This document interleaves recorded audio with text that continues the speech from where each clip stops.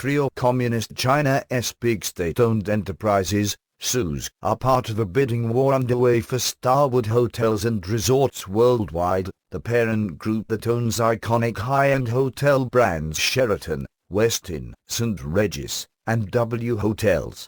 According to various business news reports, the Hyatt hotel chain is a frontrunner in the buyout competition, but if deeper pockets prevail, the sale could go to China Investment Corporation, SIC, a sovereign wealth fund of China's communist government. Also bidding for the prestige hotel acquisition are the giant Shanghai Jiang International Hotels Group Co., Limited, and HNA Group, the parent company of the state-owned Hainan Airlines. The purchase of Starwood, which has a reported market cap of $12.70 billion, would be the largest acquisition to date of a U.S. company by a Chinese firm. Other big Chinese acquisitions in the United States include Waldorf Astoria Hotel. Last year, China's Angbang Insurance Group bought the famous New York City landmark for $1.95 billion from Hilton Hotels and Resorts. Smithfield Foods. In September 2013, Shanghai International Holdings Limited completed its $4.72 billion purchase of Virginia-based Smithfield Foods, the world's biggest pork producer and processor, whose brands include Armour, Farmland, and Smithfield. AIM Entertainment. The $2.60 billion takeover of AIM, the U.S. theater group, in 2012 by China's Dalian Wanda Group, made China the world's largest cinema chain owner and gave it thousands of new American employees. Morgan Stanley. In 2010, the U.S. Federal Reserve approved the purchase of a 10% voting stake in the Wall Street investment bank Morgan Stanley by China Investment Corporation, SIC. Chesapeake Energy Corporation. Sinopec Group, China's huge energy SO, has taken a $1 billion stake in Chesapeake's Mississippi Lime Shale Formation. Much is still to come. The China Investment Monitor, CIME, a website of the Rhodium Group, tracks China foreign direct investment (FDI) deals in the United States that involve $500,000 or more. Rhodium's CIME has tabulated 1,117 Chinese deals in the United States worth $54 billion, from 2000 through the second quarter of 2015. The Rhodium Group investment advisors are GUNGHO champions of this trend of China's FDI in the United States. In May of this year, the Rhodium Group published a joint report with the National Committee on U.S.-China Relations, NCUSC, entitled New Neighbors: Chinese Investment in the United States by Congressional District. The recent wave of Chinese FDI has brought new Chinese neighbors to towns across America, says the report. It continues. From 2000 to 2014, Chinese firms spent nearly $46 billion on new establishments and acquisitions in the U.S., most of it in the past 5 years.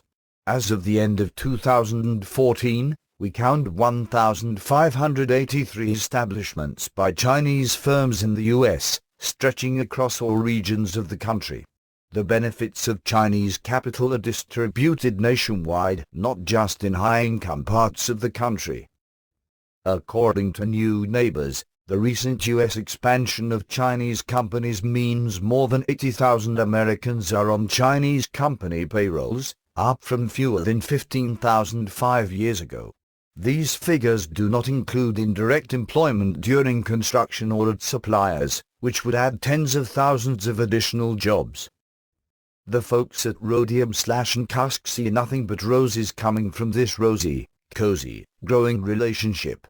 A subheading New Neighbors cheerfully reports, much is still to come. Chinese FDI is only at the initial stage Japanese firms reached in the 1980s, and there is tremendous growth potential for Chinese investment, job creation, and other benefits, the authors state. If the U.S. continues to be a major recipient of China's booming outward investment, it could receive between $100-200 billion of investment by 2020. Based on past employment intensity, This would increase the number of full-time U.S. jobs provided by Chinese U.S. affiliates to somewhere between 200,000 and 400,000. This, of course, is a very good thing for Rhodium/Cuscus globalist investors who have a vested interest in building a sizable constituency of U.S. workers whose jobs depend on Chinese masters. This growing dependency could also be expected to increase support for agreements such as the controversial Trans-Pacific Partnership, TPP, the secret text of which was just recently released by the Obama administration. Currently, the TPP's membership includes the United States and 11 other Pacific Rim nations: Australia, Brunei, Canada, Chile, Japan, Malaysia, Mexico, New Zealand, Peru, Singapore, and Vietnam. China is not a member yet. However, as we have reported here many times, the TPP's senior architects have stated repeatedly their intention of using the TPP as stepping stone to a much larger free trade area of the Asia-Pacific, FTAP, that would include the People's Republic of China, PRC. And, as we recently reported, the newly released text does indeed call for expanding the TPP member base in order to further enhance regional economic integration and create the foundation of a free trade area of the Asia-Pacific. The CFR Communist China Lobby. Not surprisingly, the leading lights in the Rhodium Group and National Committee on U.S.-China Relations comprise in a list of the veteran promoters of the Communist China Lobby who have built a PRC into the powerhouse that it is today by stripping capital, technology, and factories, and jobs, from the United States. Most notable is the leadership at the Cuscus of the Council on Foreign Relations, CFR, the subversive One World Brain Trust that has been promoting and supporting global socialism, corporatism, communist regimes, and world government for most of the past century. Heading up the Cuscus chair of the board of directors is Carla A. Hills, a long-time member and officer of the CFR and currently the CFR's co-chairman. Her staff bio at the CFR website further informs us that, in addition to her various public offices served in various administrations, she is also an executive committee member of the Secretive Trilateral Commission and a member of the International Board of J.P. Morgan Chase. Chase, of course, is still embroiled in ongoing federal charges of corrupt practices and bribery with government officials in China. The Cuscus Chairman Emeritus, W. Michael Blumenthal, is a current member, and former long-time director, of the CFR.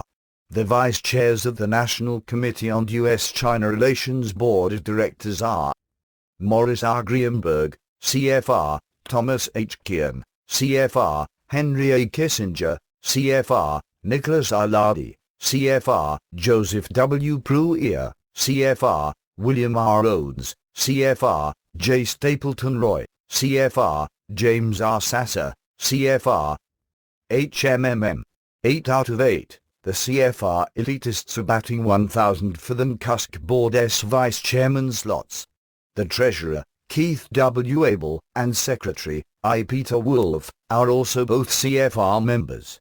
The general membership of the organization's board of directors includes Aye Banga, CFR, David Boren, CFR, Mary Brown Campbell, CFR, Cut M. Campbell, CFR, John S. Chen, CFR, Peter Cleveland, CFR, Barbara H. Franklin, CFR, Evan G. Greenberg, CFR, Mehta Kent, CFR, David M. Lempton, CFR, Tara Lee Lotz, CFR, Cheng Li, CFR, Douglas Powell, CFR, Daniel H. Rosen, CFR. Based on the above-mentioned information, which doesn't include the Cuscus corporate members that are also CFR corporate members, it is probably safe to say that the Cuscus is simply a CFR front and a leading agent of the Communist China lobby. Ditto for the Rhodium Group, whose founding partner and leader of the firm's work on China, Daniel H. Rosen, is, as we note above, a CFR member, as is Rhodium partner Trevor Hauser.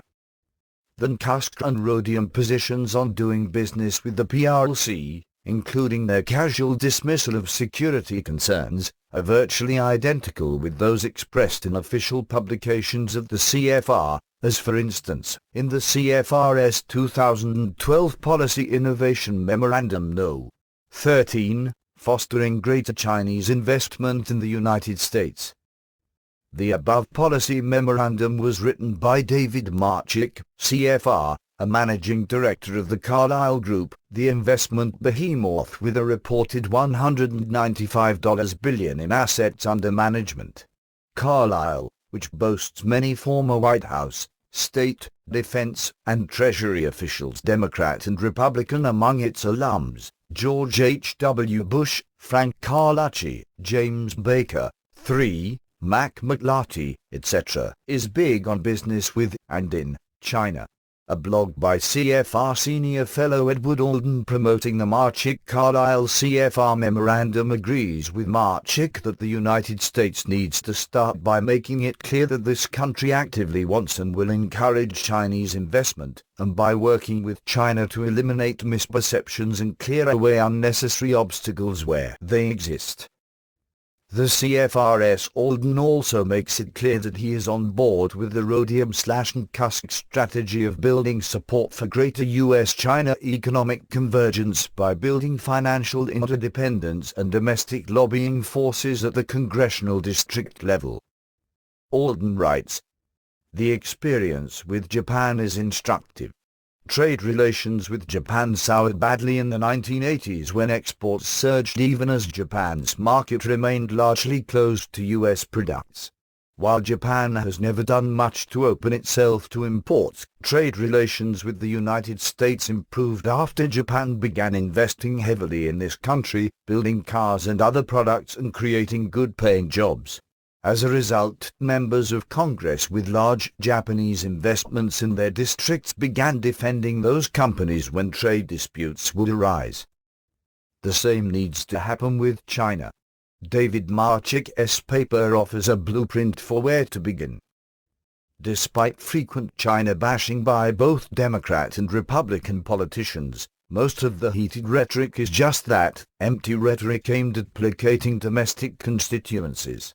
Both major parties are continuing the suicidal and traitorous policies of more Chinese direct foreign investment in the United States, as advocated by the CFR, Carlyle, Rhodium and Tusk.